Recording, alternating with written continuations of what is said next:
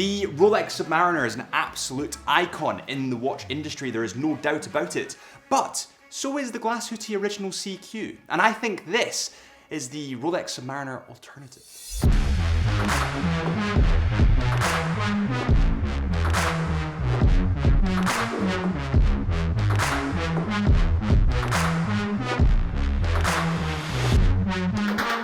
The odds are, if you are wanting a Rolex Submariner, you either have to do one of two things.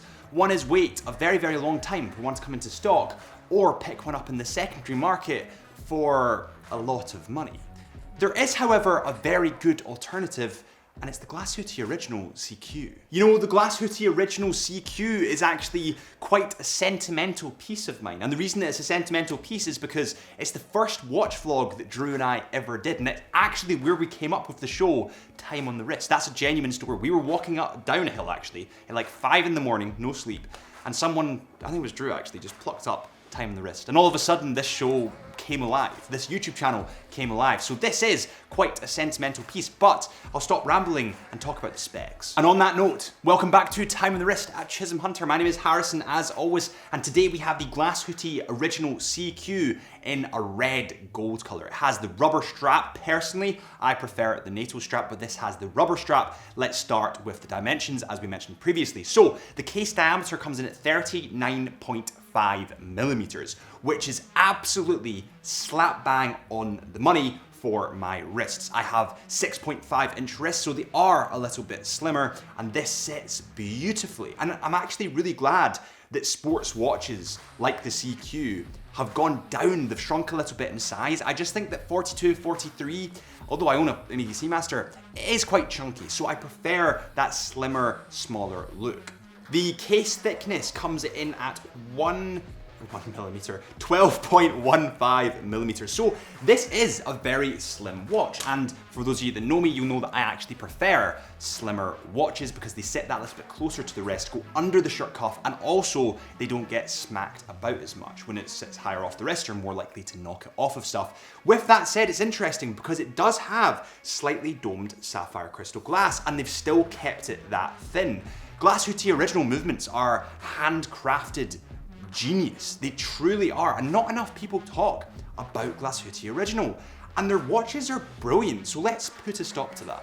Moving on to the case and the bracelet, or the strap rather. The case actually comes in red gold, and so does the clasp here at the bottom of the rubber strap. Now this red gold almost looks rosy gold, but maybe a little bit darker, and I really like that shade. It looks quite classical, and it plays wonderfully with that black dial, black bezel, and of course the black strap. Now this can also come in a synthetic nylon, almost NATO strap. And I actually prefer it on that NATO strap. I think the NATO strap in grey especially looks brilliant. So if I were to get that watch, I would put it on the grey NATO strap. It's funny, this watch kind of sits at the in-between between a dress and a sports watch. Because, I mean, gold is a dressy material, but it is a sporty watch with a ceramic bezel. So it's an interesting one. It kind of is a halfway house. Whoa, we actually have a really exciting announcement. We need to pause the video. We are giving you the chance to win one of 3 Tissot goodie bags, which are all cycling orientated, hence why I'm dressed like this. All you need to do is subscribe to the channel and comment with your favorite Tissot model. 3, 2, 1, go. The case material is predominantly brushed red gold, but it also has polished red gold running down the side just here, and then also on the crown just at the top, the logo is actually polished red gold, which looks beautiful and stands out against that brushed. Then we get onto the crown. So the crown is a little bit longer than I would expect, actually. I would have preferred it a little bit shorter and a little bit more stubby, just personally, but it doesn't take away from the aesthetics of the watch in any way. It still looks very, very sporty and slash dressy, shall we say. Moving straight into the dial and the bezel. But before we do, it's important to say that Chisholm Hunter are actually authorized retailers for Glashütte Original. Make sure you click the link below if you want to shop this bad boy. Moving straight onto the weight of this watch before we go into the bezel and then the face. Remember that this is full red gold, so it will be a bit heavier than my Omega, for an example, which is in stainless steel. So this comes in at 132 grams.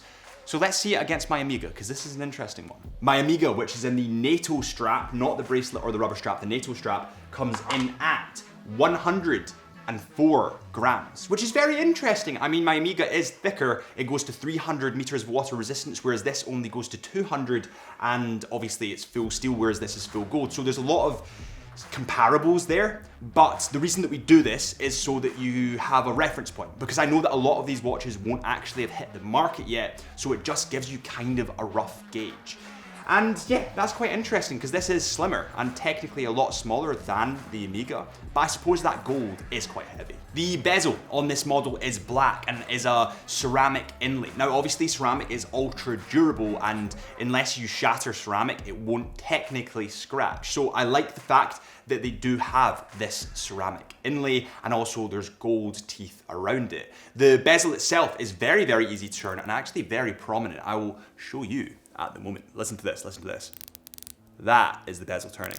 It's really prominent and really nice to grip, actually. The teeth are really nice to grip. They're quite small and quite notched comparison to my Amiga, which doesn't really have teeth. So it's quite functional. I'm a fan of the bezel. The black bezel has white numerals, which obviously stands out wonderfully against that black and is very easy to read. But one thing that I would say here is because this comes in at 39.5 millimeters, because it's that little bit smaller and also supports a bezel, the face is that little bit smaller. What normally happens on slimmer, smaller watches is that they don't really have a bezel on them, and that gives it more dial real estate. But on this watch, they've added a bezel. With that said, it doesn't make the dial harder to read. It's still very easy to read and very prominent because the numerals are quite big. So I like the way that they've done this. They've done it in a very smart way, which has not made it harder to read or less functional. With that said, let's move quickly onto the face. So the face has extremely large numerals, and obviously there's batons there as well. So it goes 12, baton 2, date window, 4, baton 6, baton, so on and so forth. So every second numeral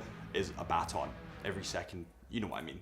The numerals and hands are obviously filled with Super Luminova, and we'll take a look at the Super Luminova in a little second, once we cover a couple of other key features. So the hands are highly polished gold. Now this gold reflects wonderfully against that black matte dial, which actually looks really nice because of that domed sapphire crystal glass. It kind of gives it a 3D-ish effect. The hands are highly polished, as well as the coating to the indices, and this reflects the gold wonderfully against that galvanized black dial. The black dial is kind of like a charcoaly black. It's not quite full black.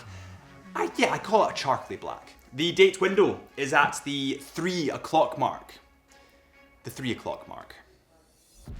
I know, it should be at the 6 o'clock mark. Actually, if I had to put something on my wish list, it would be a Glashütte original CQ with the 6 o'clock date window, but the numerals for the 6 o'clock date window in red. I think that would look awesome. But you know, I can't have it all. There's always going to be little things that watch enthusiasts sort of nitpick about. I mean, I suppose they almost got the 6 o'clock date window with the panorama date. It was at the 5 o'clock mark. Quite like that, actually. Even though it wasn't symmetrical, I kind of liked the fact it wasn't symmetrical, if that makes any sense. It kind of looked...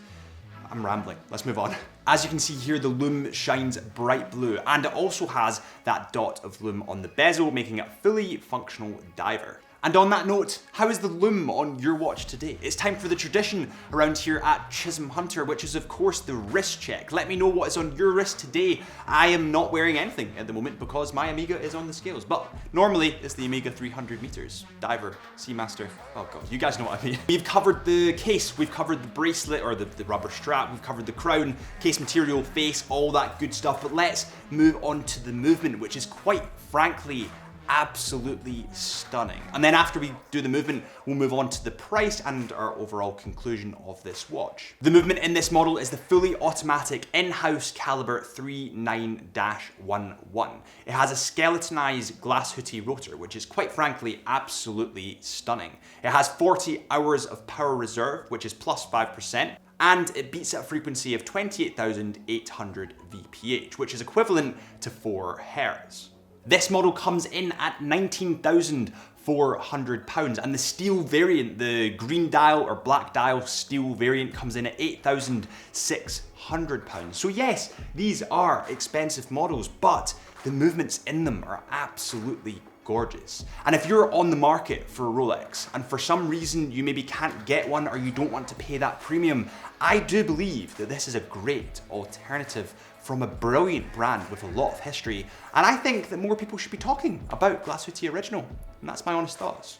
At the time of you watching this video, I am actually going to be in Indonesia. I might even come back with a tan, but what I was going to say is, if you want to see any watch content from Indonesia, then make sure you go onto the Chisholm Hunter Watches page, which is our personal Instagram page. I would love to connect with you guys on there while I'm away on holiday. It's going to be weird not being in the chair. But thank you so much for watching. If you enjoyed, please hit this subscribe button, and I will see you pretty soon.